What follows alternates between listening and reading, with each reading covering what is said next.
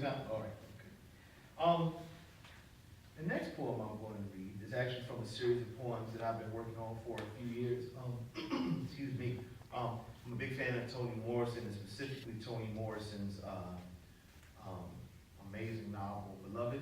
And so I started with a series in the voices of these sweet home men, these men that were characters in the book. They were all on this plantation. They all go by the names of Paul.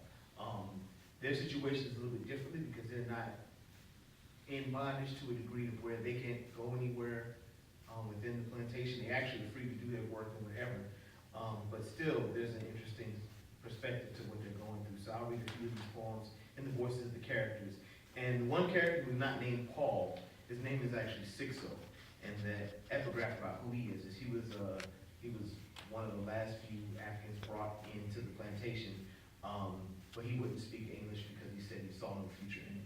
So that kind of explains his view.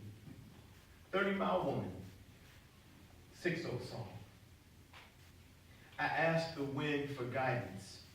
In this place, the trees know me now. Earth is still earth, and black-eyed Susans do not differ so much from African violets. They want me to speak the Tubac talk. Stop the dancing so I may not find myself. When I am lost, you find me. Gather me when I am pieces. Gather me, love the pieces that I am. Give me back to me in all the right order. Friend of my mind, I have asked permission of all creation to let us meet. Time is your heart breath in the field. I move when the wind wills it. We have tomorrow and today. 30-Mile Woman, meet me at the crossroads. So the 30-Mile Woman, not familiar with the story, is a woman that somehow Sixo met from another plantation 30 miles away and has decided to have this relationship and to actually consummate the relationship so he can have a child. They can have a child together. And so there's a point where they go to meet each other and somehow they find this space where they're going to meet, and there's a point where she's late because she gets lost. And he gets to the place, he can hear her crying out in the field somewhere. And so he says out loud, breathe hard, I'll find you. And I always think about this, that, the love story even within that. So that's amazing. A few haiku written in the voice of a couple of the Sweet Home Men. This is called Setha's Haiku for a Sweet Home Man. This is the only female character in the book that I actually have speaking aside from the men, but she's very important. Setha. It was his hands, yeah. His hands, giving hands, loving hands, that's why I choose him.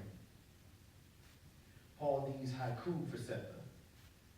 I always loved trees, long, thick limbs, swaying brown boughs. Setha, be my oak. What I'm told, Paul D's origin. They say when I come along, I was the youngest, the last. When I come, they say my mama burst into tears at the sight of me, couldn't stop. I remember drops feeling like tiny wet fingertips on my face, so I knew rain early. The old woman who pulled me slick and quiet from between my mama's thighs said I was born with a veil on my face. Said it was the sign of the charmed. Whoever bear it is a seer. Can look into the before, the could be, and the soon come. But my veil, not the kind that calls for fortune, or the color of that great get-up morning sun. My veil, the color of a work hoe, dull, cloudy day, gray.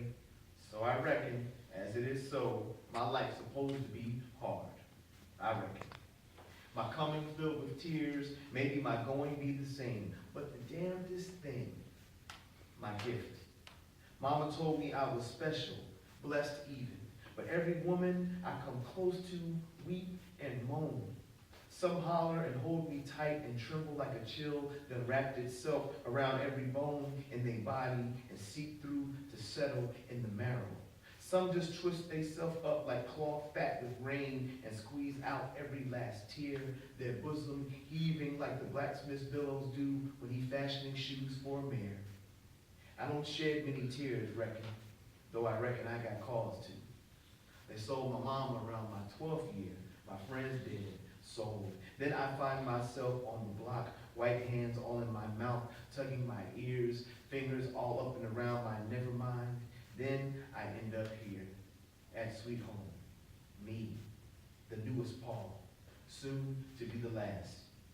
You think I'd have a whole mess of tears shed by now? No, I stored my heart away where it could never be touched. I keep it buried in the dark of me where it can be dry and quiet, free from all that salty love leaking from women's eyes.